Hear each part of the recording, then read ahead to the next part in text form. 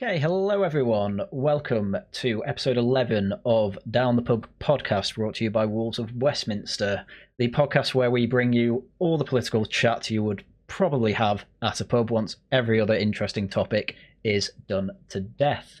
Once again, I am Peter Simpson, host of Down the Pub, and I also run the Haryan Gláeddyv channel. With me tonight, I just have Patrick, the editor of Wolves of Westminster. Hello, Patrick.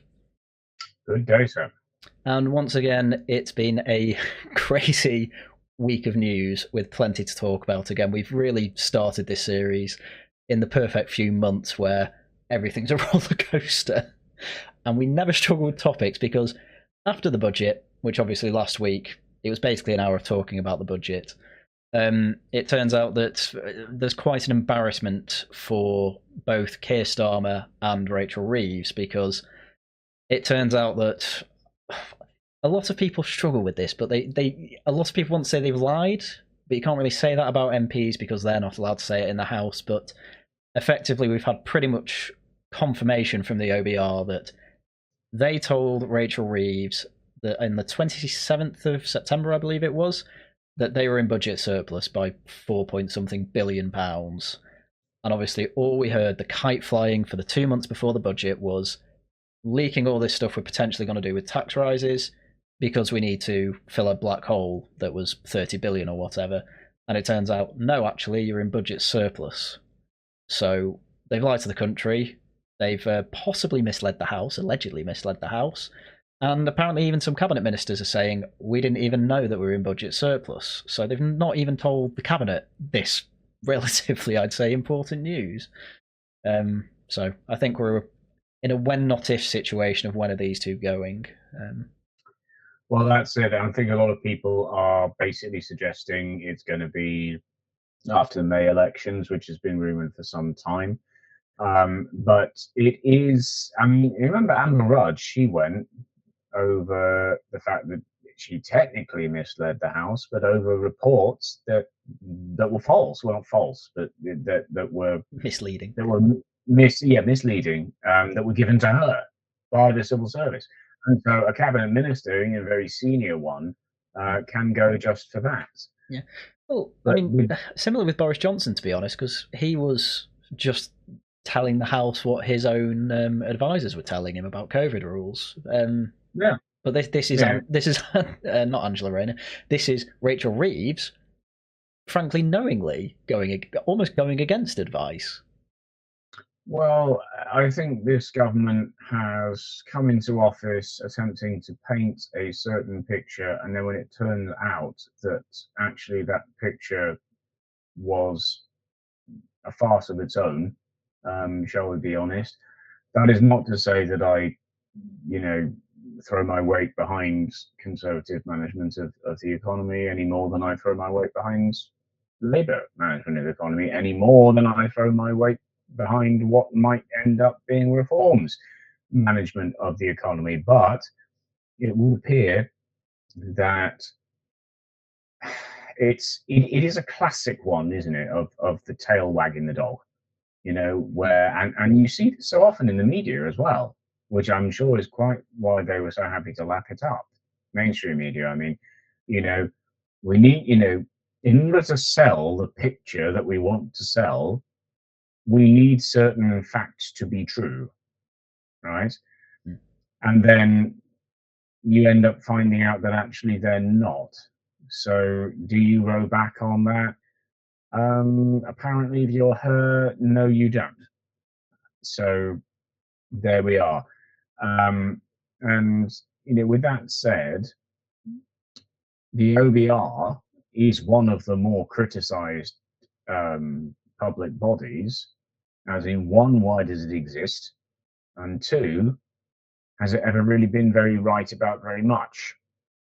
You see? So then you end up with, okay, it's convenient that they're right now, apparently, allegedly, right? But particularly the right, and particularly the very online right, have been quite happy to criticize it in the past. But now it's said something that actually fits in with that narrative, and sort of, yes, now we will treat them as credible commentators on this situation. So you can see it from both sides, Yeah. you see? Oh, well, I mean, I did a video on this, and my take was I constantly had to remind people in my video, listen, the OBR is not actually very good because it's basically impossible to forecast economics in, let alone 5 years, which is what they do, but 2 years, what have you. They constantly overestimate how productive the economy is going to be to the point where it's been completely stagnant for years at this point, and every time they think it's going to shoot to the moon because of AI or because of green tech or whatever, you can't predict this stuff. But at the same time, when they are telling the Chancellor something and she says she got different advice from them, I can't really fault the OBR for that particular point. I mean, I'm of the opinion that both need to go, obviously, both the OBR and this Labour government.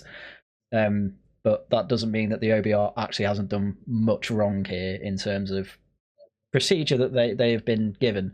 I mean, ultimately, you said before, what do they exist for? Well, they were brought in by George Osborne, essentially, to rein in any sort of outrageous tax and spend that Labour were going to plan in the future, which obviously hasn't worked because they've still managed to do that this budget. Well, true, they have. But yeah. With that said, I mean, yeah, well, was it always a political project is the question, and the answer is yes. Yeah. But the reality is, now that you have this, at least semi on the record, it's a question of what do you do with it.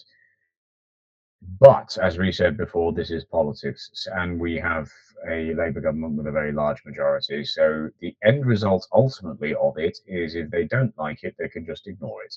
And they probably will. They may even abolish it, although that would not be particularly politically savvy to do. So the question then becomes, well, where do they go with this? Then there is then the question of, or what do we do then? Do we have an inquiry? And do we have an inquiry of the sort where the result is predetermined? And I'm not going to listen to anyone else in politics who doesn't understand how that works. Or do we have an actual inquiry? You see, do we actually try to find this out? Does said inquiry then lead to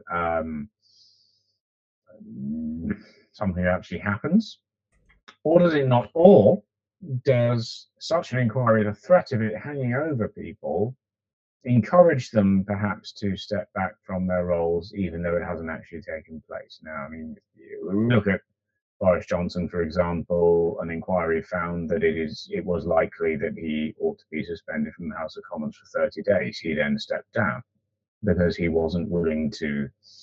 God, I remember it was 2 days later, I was live on the airwaves talking about this with 2 minutes notice, but never mind. Sometimes the fact that there is the threat of an inquiry hanging over you will be enough to make people just go. Whereas other times it needs to follow through, and some people will follow it through for as long as they can. I'd be shocked if Starmer and Reeves take this as a hint that they should go, to be quite honest with you. They seem tooth and nail. I mean, it's like we saw with the Wes Streeting incident. They're just going in the bunker. You're gonna have to drag these two out, I think. I mean, we've said it before, but Labour are quite reticent to regicide, understandably. On top, and to relinquish power in general. Yes. Also, frankly, this budget was to appease the party, so they're now less likely to actually regicide because they've got a bit of what they want anyway. I mean, interviews with Clive Lewis and people like that is never enough, obviously, but at least it's something. And as we say, satiated probably till May. But even then, you've got Welsh Labour having a go at central government Labour, Parliament, Downing Street Labour will say, effectively saying you're giving a load of money to a load of Welsh towns when this is supposed to be a devolved matter. If this was the Tories, we'd go mad.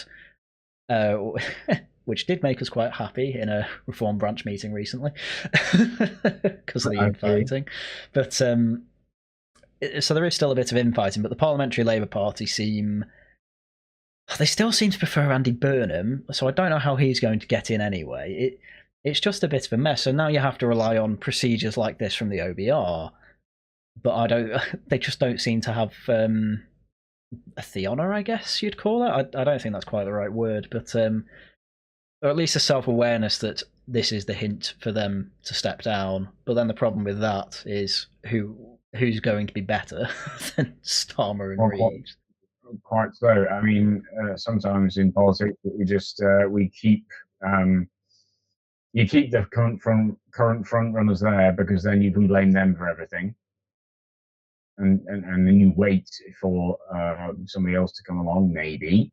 You know, if you can't find somebody, it doesn't matter. You're still in power. You've still got a majority. You can still basically force through any legislation that you like, which they can. And they are, yeah. And they are. But the point is that this is not something that varies between, well, for example, Labour and the Tories. But both would probably take the exact same approach, unless, in the Tories' case in particular, because yes, they do regicide. They might be more quick to replace a leader. That much is certain, but they don't do it in the same way. As you said earlier, they don't do it in the same way. It's not as easy to get rid of a Labour leader. And some people actually, now I'm coming back to, I probably mentioned this on the show before, but when I was on the airwaves talking about this notion of Ed Miliband, who at the time was Shadow Energy Secretary, and was now his Energy Secretary, saying, "Oh, we're going to abolish all North Sea oil and gas, new contracts for that kind of thing." And the presenter, he was basically saying, "Oh, well, he's just useless, isn't he? He can't, he can't put a foot right. I believe the exact term was, he's a serial bungler." Okay. I quickly worked out that the point of my appearance on that program was to be a foil to the presenter, so that's how I gave my own appearance. And I said, well, it's entirely possible that Starmer will look at that and say, yeah, this might be a complete failure. But if this is assuming, this is before they were in power, I should add, obviously. So yeah, this might be a complete failure. But if it is, well, he can just sack him.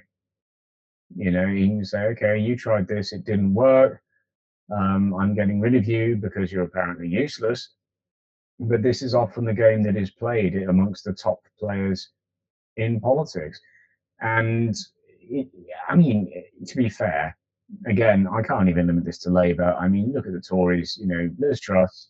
The phenomenon for 7 minutes, weeks, that was Liz Truss.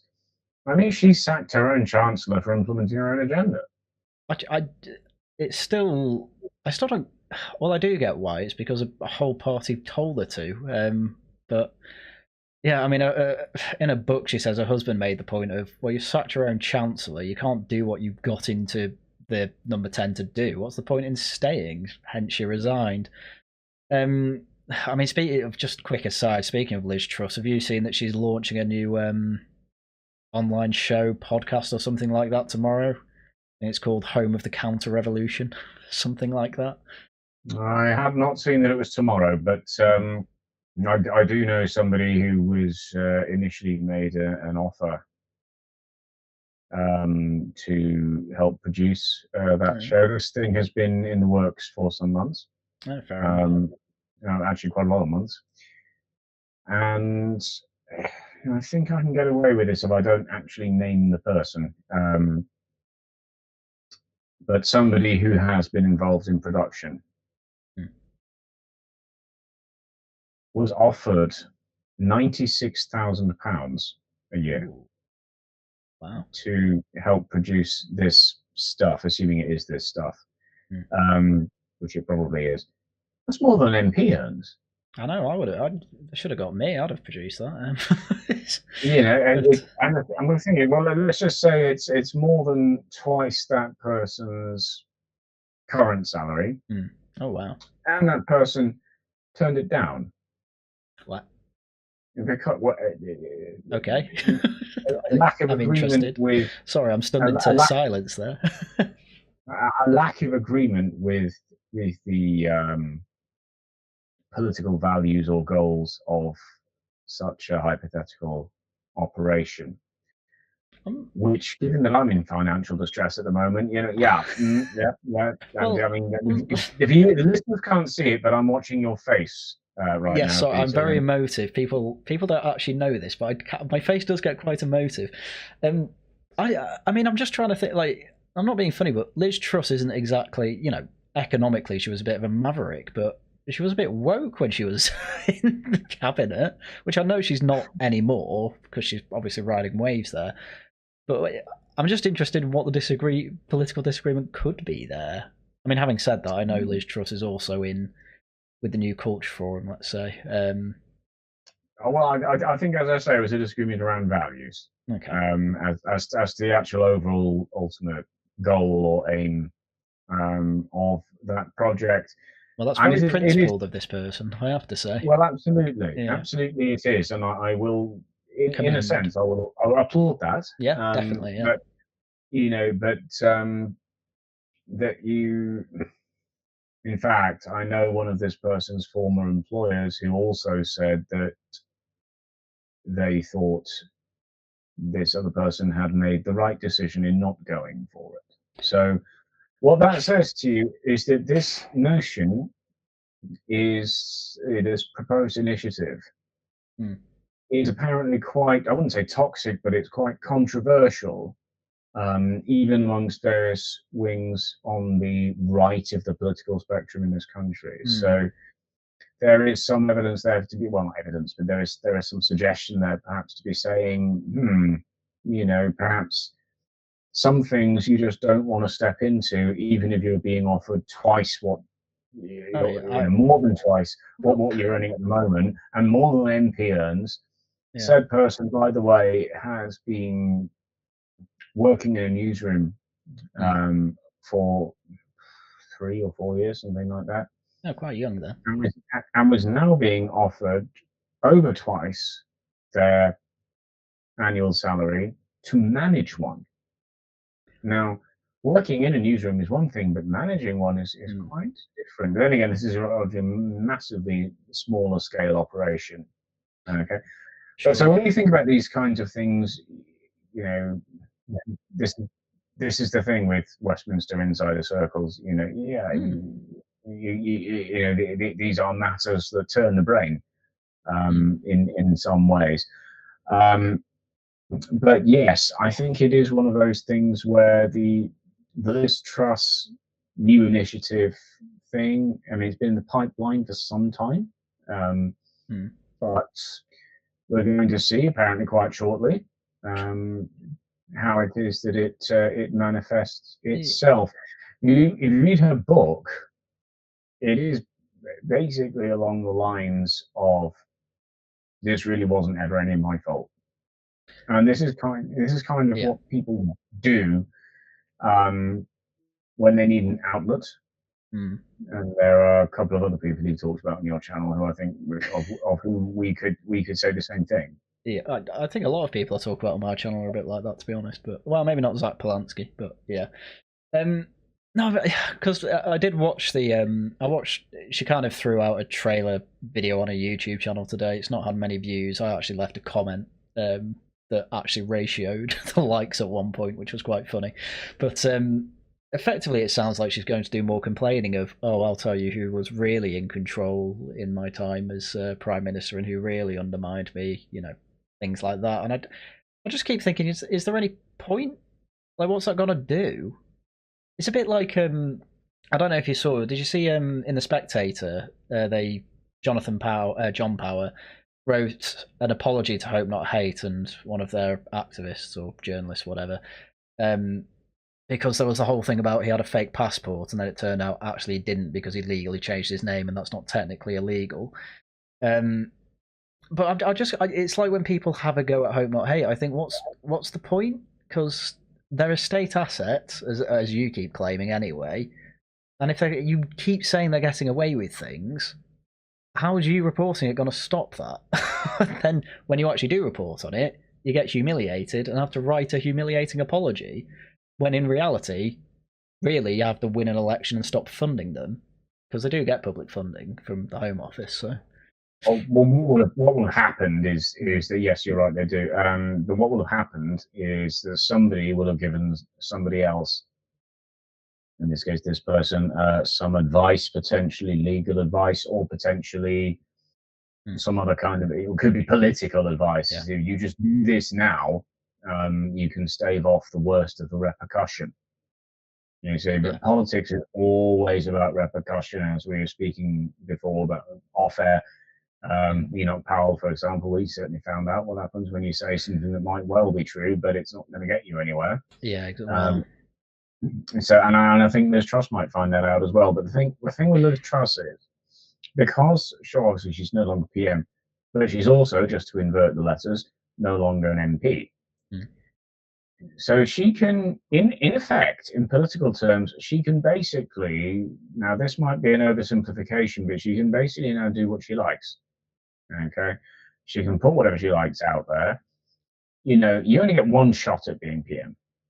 With very few exceptions in British political history. I mean, fair enough, Churchill was one of them, but that's a bit of a unique case, to be fair. Yeah, you don't tend to get more than one shot. So, sadly for her, that was, as I've said before, all of 7 minutes. Sorry, weeks, but it's not coming back. She's not going to become the Prime Minister again. This is what I don't get. What's the end game here? Because either it's just a way to try and make some money, which, okay, fair enough, everyone's got to earn a living, but I don't see what politically can come out of this, because the general public's forgotten who she is. Even the Greens made a joke about that. I only really follow her because during the time she was kicked out, I was quite defensive of her, but as time's gone on, it's just, actually, no, she oversimplified everything, and actually she did make a few major mistakes, to be quite honest. Well, I think your first point is the most important one there.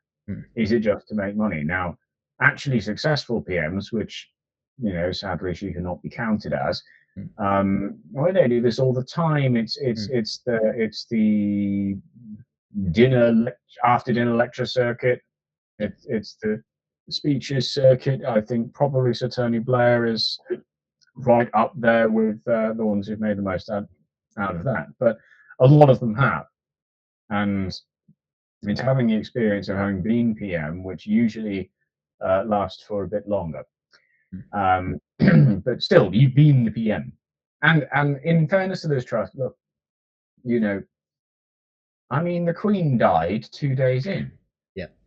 And she had to deal with that. And what I will say, obviously, I couldn't be there for very obvious reasons, but I did watch the live stream of the funeral, and I did think she looked most prime ministerial at the time when she was delivering that.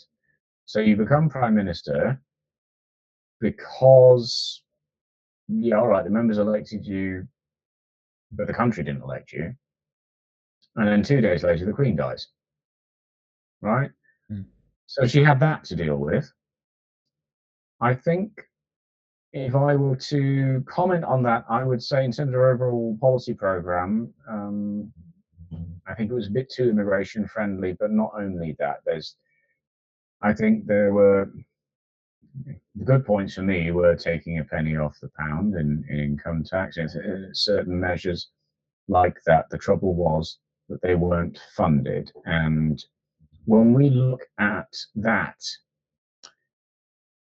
I take a rather conservative, with a small c, conservative view of the way the markets ought to be operating, which they ought to be operating in the service of their home nations. That is what they should be doing. And then somebody will turn around and tell me, oh yeah, but it's a market. Markets are international. There's no such thing as your home nation. Yeah, well, maybe there should be. What they ought to have done, the money men was, and they're usually men, was to actually support those policies, given that the entire idea, and this is what she sets out in her book, as you'll have read, was it would raise revenue overall over time, but you're going to have to wait for it. Yeah. You see. Now, with that said, obviously very different economic policies, but I think that's kind of what the present Chancellor Rachel Reeves is holding onto at the moment. This notion that perhaps over time their policies will actually raise money, but that's about the only thing she's got left. Well, but then every business is saying no. Yeah. Reform a couple of weeks ago, 3 weeks ago, I think, had their small business conference that went very well. We've had a recent £9 million donation, the biggest of any living person has ever given. I think the biggest anyway, to a political party. Not the biggest ever, because that came from a will of someone, I can't remember his name, who donated 10 million to the Tory party after he died. So, but I mean, this is the thing. Liz Truss at least had plans for supply side reform. Labour don't. Labour, in fact, Labour do, just in the opposite direction with the Employment Rights Bill. Well, so let's just go into this in a bit more detail. So, Yes. so it was, I believe, a Mr. Christopher Harbour. Yep.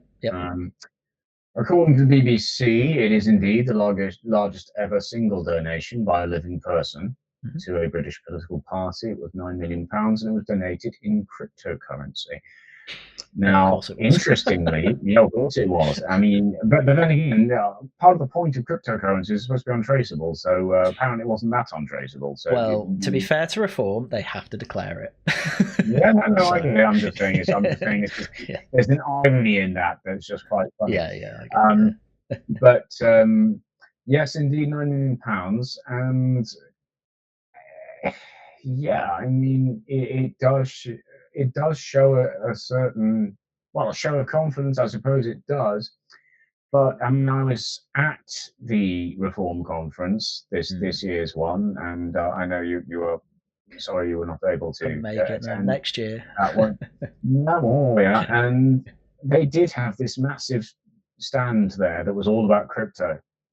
So in amongst a whole bunch of other stands that were, various interests representing themselves, which is perfectly fine, and also, actual political ones. I mean, they had stands for all the regions, for example, and we interviewed those people. We also interviewed several local councillors, young ones.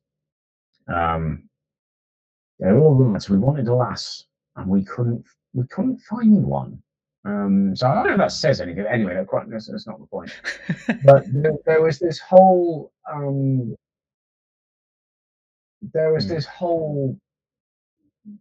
stand about crypto that really wasn't anything to do with the party's political goals or aims or anything like that. So I think this is possibly one of Mr. Farage's separate interests, shall we put it like that? Whether it's him, whether it's Richard Tice, I don't know. Yusuf, I think's the most knowledgeable on crypto. Yep. I think Farage is a bit more on the gold bullion. I think he's even done adverts for gold bullion. So, well, the point is, it was there at the conference. Yeah. Okay, so they're clearly. Well, I think what they're doing is signalling to both home and abroad businesses. We want to make a big deal out of this, and we're quite happy to promote this as a good idea, which some people will agree with. Likely to be the ones who actually make a profit of it, and the rest of us might not think it was such a good idea. So I'm a bit sympathetic with cryptocurrency. I've never actually traded, but my brother's done a bit of it. Obviously, I think Peter McCormick, who runs a podcast as well, usually interviews big political figures. He's got many, I think, cryptocurrency businesses. They're probably banking one. They're businessmen, so they're looking at finance markets, and I think they're seeing a future of cryptocurrency as well. Which the thing is, everyone said Bitcoin's going to be the future for ages, and then it gets regulated and then gets pointless again. But having said that, I've 9 million made in a donation. Maybe there is something to it for all I know. But you've also got the point. Could it be lobbying? which I think effectively is Well, what you're getting at. well, and I don't think you would have seen it there last year's conference, because now, of course, everyone expects they might actually form the next government. Oh, So what it well, tells you true is enough. who are you targeting in terms of who you want to be lobbying you, Hmm. because all manner of people can be lobbying you. Hmm. But who are we favouring? Well, if you have a nice big stand like that's got nothing to do with anything else, you're sending a very clear signal that we are friendly to you. And that is what I would call passive lobbying. Right. As someone who's not actually been to a political conference before, despite the fact I've been into politics for over 8 years, how odd is it at, say, a Labour or Conservative conference to have stands that are it's just a business? One I can remember off the top of my head is this year at the Labour conference they had Motability, had a Motability stand there, which is a business, but Yes. obviously massively subsidised. Well, yes, by them. Mm. But the important thing is you are doing an awful lot of virtue signaling when you do that, which is Right. when I say virtue, I don't mean in the conventional sense of the word. What I'm saying is that you are sending a message as to, because lots of people will lobby you, as we were talking about before, lobbying. Lots of people will lobby you to get a stand at your, and they're not cheap, by the way. They are Oh not god. cheap. We are They're in, basically a donation to the party, I would imagine. That's yeah, how we are expensive they are. at least four figures, probably five. You know, when you have that kind of thing going on. So the ones that you actually select, which is of course versus the ones that you don't, Mm. does send quite a big message. And the people in politics, you know, local circles, they know this perfectly well too. So you will end up with a way of things being done in which certain people will be selected, certain people will not be selected. And that kind of shows an area of what your own policy priorities might be. In opposition, that means if you were to be elected. In government, that means we're coalescing up to various people we'd like to fund us. Reform is a bit wild card in that sense, but yes, you do. I mean, you tend to get you will also get trade union platforms like the NFU, Yeah. Oh for yeah, example. that's yeah. You get them, and you can get them at any party conferences. They don't Mm. care. Um, but yeah, and sometimes you just get private businesses Mm. that quite possibly are funding some tech that's keeping the conference going or something like that. I've seen that plenty of times. Well, I Um, think Heathrow sponsored Reform's conference, but apparently they just sponsor whoever they think is going to win. yeah, they I've do. heard They so, do. yeah, which is quite funny. I mean, yeah, there's a problem with. I mean, as a for all my sins an ex-libertarian, obviously a lot of businesses rely on government because they spend so much money. You know, half of GDP comes from them, and no doubt Heathrow to some extent gets subsidised. Hell, they're looking to get a third runway and have looked to get a third runway for about a decade, and they've still not got Oh, one. it's longer than that. Well, I'm And then going off how actually, I've been aware of it, so there you go. well, if you look at it, so for example, okay, so let's go back even further, just for the sake of argument, that's what we're going to do. Mm. Is the Sun Mm-hmm. was in the 90s was traditionally pro-conservative. Yeah. When Blair came along, just before the 97 general election, they suddenly went pro-Labour. People follow the power, you see. Oh This is yeah. the thing. Well, I mean, that was something that the that Steerpike over the Spectator noticed. £50,000 Yeah. went to reform from can't remember her name, but I think it's wife of the man who owns the Daily Mail. Yeah, I So, mean, it's people do follow the power. It, oh it yeah, really is a big thing. But then people also follow the money, which I think is why you will have had the cryptocurrency mm, stand over at the Reform conference. I will say again, it was a big stand. yeah, Won't have been one of the cheapest. Um, and so Simon and I spent most of our time interviewing people or doing something like that. Because as I said to him, we're here to work, bearing in mind that we've got in on a press pass, and everyone else ordinary members were paying what, about 55 quid. Yeah. But the executive ones were something like 2.5 grand. I can't remember now, something like that. Yeah. Again, it's more a donation than anything. Yeah. Well, I said, if we're going to get in for free, we're going to have to work, mate. So, you know, and we did. Yeah. We did. But, you know, yeah, these kinds of conferences, sometimes they're also used to attract even further funding because people network, you see, and then they meet other people that might wish to give them some money in the future.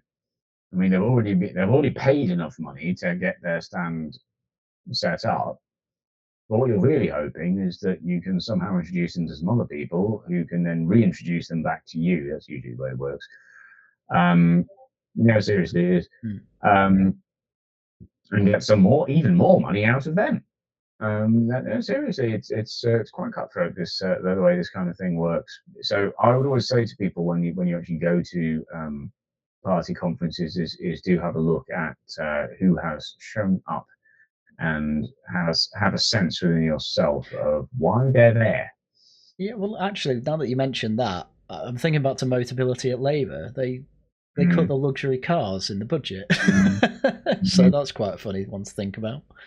Well, sometimes people are there to try and remake their case if they think they've already lost their existing one. Yeah, you see, you know, because you can hobnob with, if they're in power, you can hobnob with cabinet ministers, not shadow ministers, and actually trying to seriously. It's politics. The whole world of it is embedded within the notion of who you know and who you know. It's a world of intrigue. Yes, it's. Well, you managed to get 30 seconds with and managed to get the chance to give your business card to. You know, as well, I taught people about this that you know, these things really are essential, because if you are talking to a cabinet minister, you will get probably a maximum of 30 seconds. So that's why you give them out like Lincoln sweets. That's what you do. So maybe, I mean, I've had a response actually from well, I won't name him, but a major figure who was at the Reform conference. And of course, this is what, a couple of months ago, something like that, 2 or 3 months ago, something like that. I've had an email back from this person now. Well, not now, it was last week actually, but saying, I've just found your business card in my wallet. Let's connect. Oh, yeah. You see? Yeah. The average success rate is about 1 in 20 for business cards. But this is why I always used to teach the lads to do it, because you need to, you never know. Sometimes it might actually work. Well, you give 200 out, you get 10 responses according to those odds. So. Well, with that said, it's exactly the same mentality as why spammers keep sending out emails, because just in case you get that one old lady who doesn't, you know, see, and I can wake up to about 50 spam emails every day, and a lot of them are the same, different address, but same message, same content, same that kind of thing. Just like, look, if it didn't work the first 3 times, it's not going to work now, is it? You know, but the point for them is it doesn't cost them anything to just keep doing it. And a lot of politics does work that way as well. It doesn't cost me anything to go, well, I suppose it costs volunteer time, for example, but it doesn't cost me anything to, you know, go around knocking on doors asking what your present VI is, voter intention. It's not costing me anything. You know, if you weren't going to vote for me anyway, then you're certainly not now, but at least I've still got an up-to-date impression. You know, this is, as I've often said, politics is basically the human condition on steroids. So it's basically just a case of saying, well, this costs me nothing. So I may as well just do it because I can, because I need no other reason. Yeah. So, well, there you go. That's the advice. If you want to get into politics, get a load of business cards and network. So there you go. Yeah, no, definitely. Right, I think at this point I want to move on to something I've been keeping my eye on this week. I know certainly fans of my channel will know I like to keep a good eye on what's the I struggle to call them rivals to Reform, but people like Ben Habib and Rupert Lowe are doing, and Rupert Lowe's made a new party. It's called the Great Yarmouth First Party, which will be bitterly disappointing to people who were hoping that he was going to be a national leader, because that is a very, very local party, it must be said, which is something that I've predicted for some time. So he set it up this week. I think the company name was in the name of one of his team. You can tell because his team wrote that letter with the whole Reform drama that they all signed, and that was one of the names. Can't remember his name off the top of my head, but you don't need to know it anyway.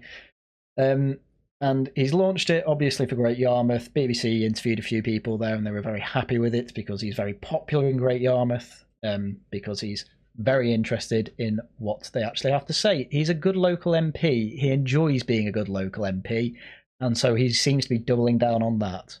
Whereas it seems a lot of his fans and people around him want to be a bit more national.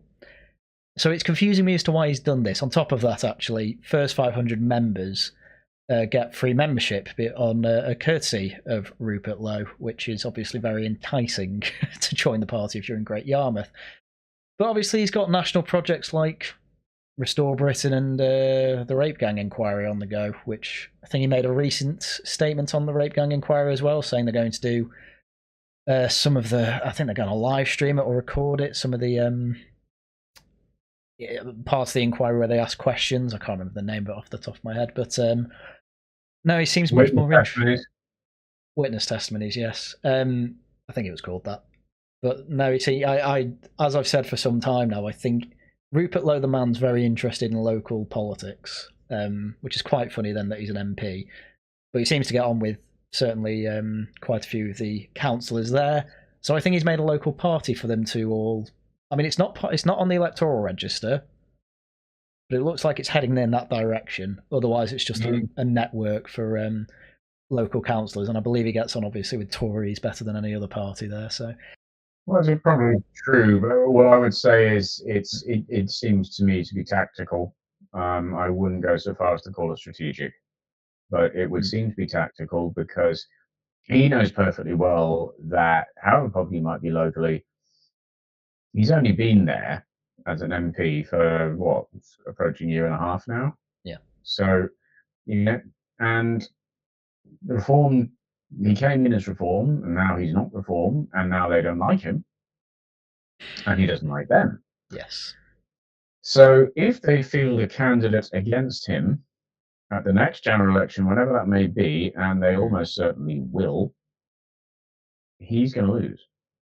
So what he's doing is setting up an electoral base and also a basis upon which to, for example, go around collecting voter intention data and that kind of thing, organize local branch meetings, create a membership, and basically give yourself some airtime. That's what he's doing. Oh yeah. And it's what you'd expect because, like I say, he'll probably be out at the next election.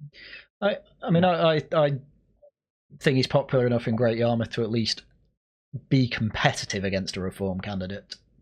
I don't know Great Yarmouth that well, to be fair, but it was also what I found odd is that we got that news obviously today or yesterday. I think it was today, or it will be yesterday on the record when this goes live tomorrow. But then earlier in the week, I think Monday, Restore Britain, they paid for polling from Find Out Now, 1,000 people, nationally representative. To basically ask them, are you likely to vote for Rupert Lowe? And then second question, here's a list of the parties plus a hypothetical one led by Rupert Lowe. Which would you vote for? I think in that second question, 10% for Rupert Lowe, 25% I think for Reform, 14% for Tory, something like that. I did notice if you add Tory and Rupert Lowe together, it still doesn't beat Reform, which I did find quite funny. And then on the question earlier, it was what percentage of people are likely to vote for Rupert Lowe if you include don't knows. It's like 10%. Which I found as interesting polling, and there's even a note in front saying, don't treat this as national polling. This is a completely different methodology where we don't squeeze, we don't, ask don't knows follow-up questions. We don't ask follow-up questions on anyone. But obviously people like Dan Wootton have treated it as national polling. But why do that just to then make a local party? it's like there's two almost narratives from Restore Britain as a institution versus what Rupert Lowe is actually doing. As Rupert Lowe likes to say, sorry, just as Rupert Lowe likes to say in interviews, look at what the hands are doing, not what the mouth says. So yeah, what it looks like is scrabbling around for different approaches, if we're being completely honest. But at the same time, he's gone independent now. I say independent, he's technically got his own party, but he's certainly independent from the party that got him elected in the first place. That much is certain. So, but I mean, it's not unprecedented in political history for that, to actually work. I mean, you look at Ken Livingstone. When the mayoralty of London was created in the first place, Blair was absolutely adamant that he should not be the Labour candidate. So he said, fine, I won't be. I went independent, got elected anyway. Twice. Okay, so it's I think it was twice. But, it's not like it can't work. And it's possible that for Rupert, being now bereft of the party system, if one can rather generously call it that, that got him elected into power in the first place, well, he's going to do his own stuff. And if he's sensible, he's going to do lots of his own stuff. And he's going to do lots of different things of his own stuff, if that, what is it? Terribly grammatical, so not good. But, if he can play enough of his initiatives right, he might be able to get himself re-elected. He might be able to get some, be they local or national initiatives. There won't be national initiatives that started off as local initiatives. Sure. Well, sure. So let's look ahead to the next election then, 2029, if this is the road he's going down. He'll be in his 70s, which is quite late, I would have thought, to try and start a national movement like that. Because I listened to a few of his fans on streams and the videos they make and things like that. And effectively, they seem to be desperate for him to make a national party. But first, he just didn't. and now they're saying, oh, well, we're going to have to vote reform then. So, which is very funny. On average, okay, so the first thing I'm going to say is, well, it worked for Trump. Over in the US, but sure. I mean, how old would you say the average age of these fans was? Of the average age of who? Of his fans, the people you were talking about. Oh, well, I looked at the crosstabs. They're either 18 to 29 or they're 55 to 65. That seems to be the bulk of it, either Facebook boomers or Twitter zoomers. Well, I can see that because it's not a bad base, but it's just one of those where you sort of look at it and think, some people, if you look at the overall political climate of the country, people just want something else to believe in. They were all fed up with the Tories, and now fed up with Labour, which the Tories did predict was going to happen. I mean, it wasn't anticipated to be this quick, but that sort of self-defenestration, which is basically what they've done in only a year and a half, was predicted. So then people have had an alternative notion of reform. But some people, are just contrary. So then you want the alternative to the alternative, you see. And then you end up with people going, fine, I'll vote for them then because they're not them. Yeah. Well, I suppose this is another level to it. Yeah, Ben Habib, he's made advance. They've not updated their electoral application since September. But he's constantly on interviews saying, he's asked about Rupert Lowe. Oh, we're talking all the time. Yeah, I keep telling him I'd love him to lead a party. Our party that's national. And he made his own. That was local. So what's going on? So it's it seems nuts to me. And we talk about left-wing infighting, but I know the right's a lot more unified than the left, but this seems to take a complete other level that I couldn't even predict. And probably the person who's looked closest at this whole drama. So Well, I mean, of course, on the left at the moment, you also have the whole your party thing. yeah, that's breaking apart at Well, lightning it is. speed. Yeah. Because people don't agree with each other at the end of the day. Now, it is worth pointing out that yes, this does happen on the right as well as it happens on the left.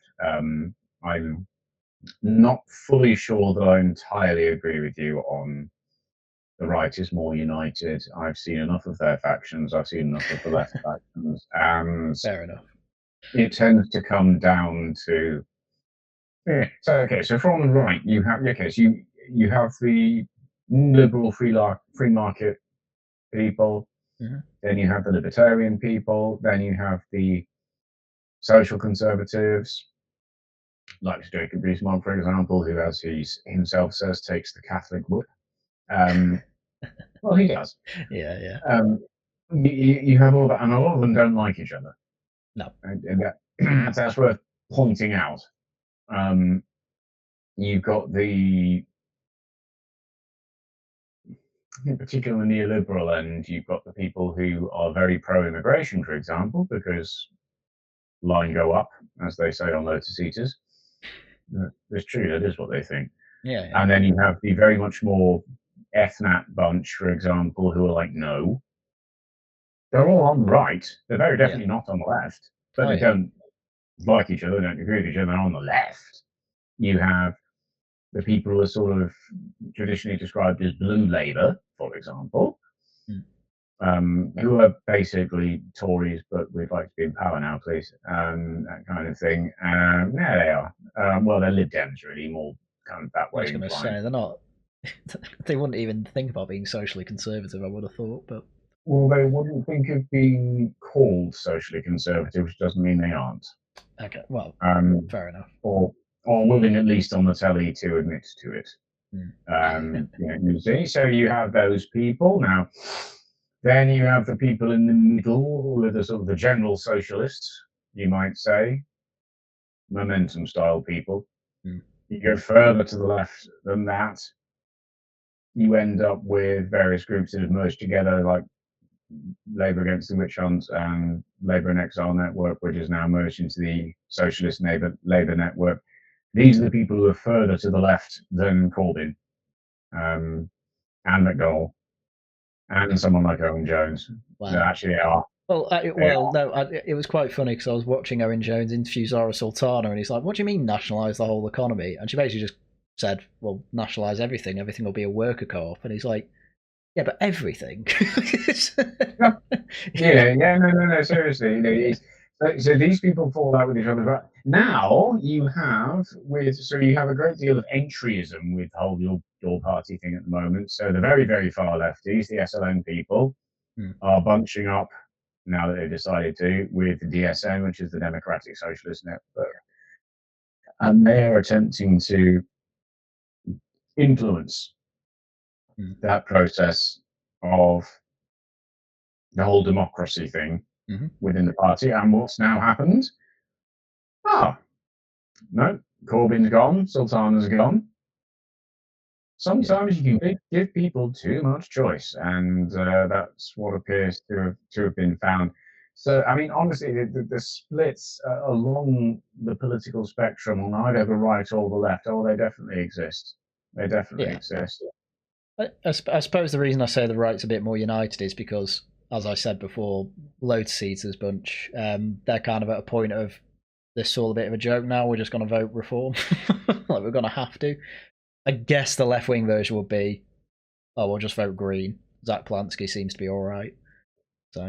Well, Green, possibly Lib Dem, depends on which end of the spectrum they're on. Yeah, maybe Blue Labour would do that, but not Jeremy Corbyn's faction. Well, it does become a question of, this is the expression that people always use, isn't it, being politically homeless. Yeah. Which also means politically, on anybody's. You make me a proposition that you're willing to vote for, which in lots of ways, as much as we do tend to cherish loyalty in political circles, in lots of ways, is actually just people saying, I want to vote for what I want to vote for. I want to vote for who I want to vote for. I want to vote for what policy platform I think could actually be the least worst. And so I'm not really going to care who's proposing it as long as it's something I actually agree with. And if you think about it in some ways in politics, that's probably what you should be doing. But barely anyone does, Mm-hmm. to be honest. Well, I don't know about that actually. No, really, I don't know about that. There's certainly a section of swing voters who are Yeah. open-minded like that. I don't know how big it is necessarily.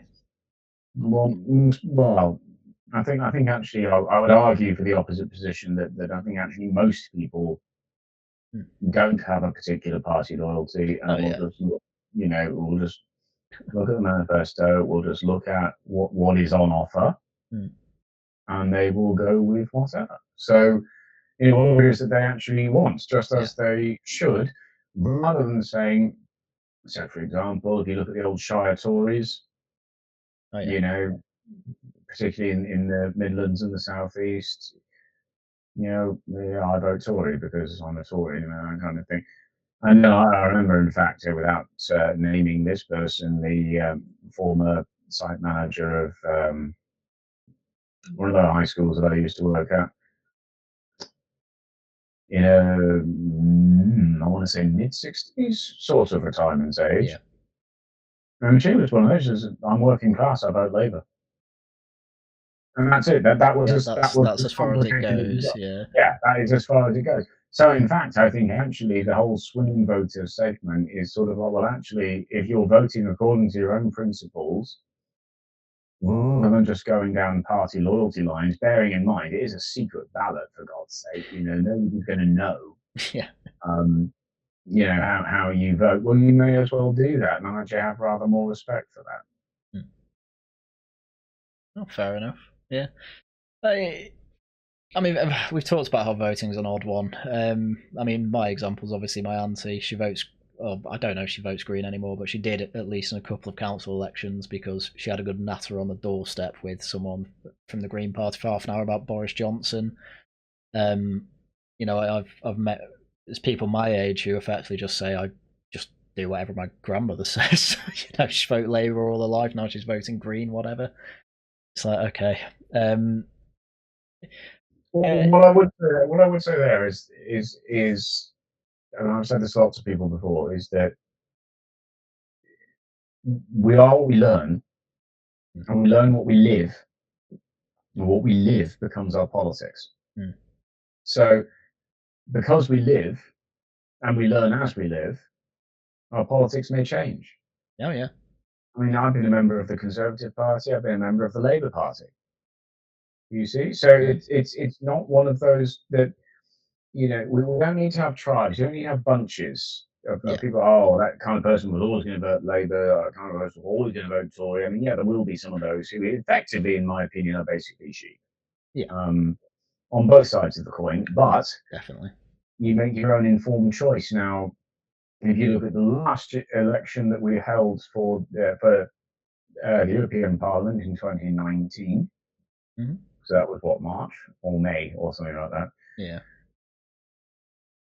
And what did we find? We had this brand new party, which, whatever it says now, was basically the organisation known as Leave Means Leave, and then turned itself into a political party.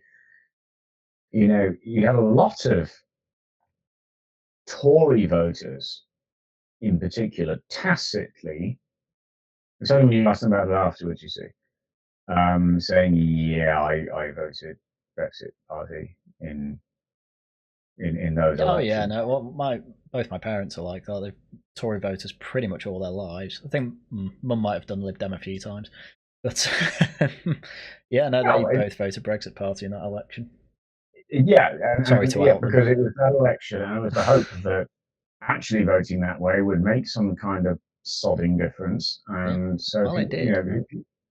Yeah, well, it did. It certainly did for Theresa May. Oh yes. But the point is, quite simply, to say that well, I'll just repeat what I said before, that I actually have an awful lot more respect for people who vote according to their principles rather than along necessarily party lines. Oh yeah, definitely. No, I do agree. Well, I say I struggle to find those people. I think I might have mentioned it before, but I went to a friend's 30th recently, and as the night goes on, people start finding out I talk politics quite a lot. And I was actually surprised at how open people were to reform. One person said, "Yeah, I'm more impressed with them now because they're openly with Ukraine now." All right, it's fine to be for that at 30, I suppose. It's weird why people switch their vote, I'll say. Another one was saying, "Oh, the only thing struggling with me is I don't think they're pro-business enough," which I found surprising. But well, one of the people I was speaking about before was it did do some campaigning for them, was going to get into bed with them, and then switched off them because of their seemingly anti-Ukraine stance. Yeah, and that was literally what it took. Yeah. You know, so what it takes, you can agree with a party or be willing to cooperate with it, willing to help it, support it, go out and do campaigning for it, and then its leader missteps in your own perspective to a certain degree, and now you've gone off them completely. And then it's hard to recover that. Yep. Yeah, that reputation, I suppose. Yeah. Well, it's happened with me. It's happened to me with Boris Johnson, but that took a few years, to be fair, for that reputation to ruin itself. A lot of people had a great deal of confidence in Boris Johnson and also supported him. You've got to bear in mind, during COVID, he was ill. He was very ill. It was 50-50. We had to have Dominic Raab step in as, as acting prime minister.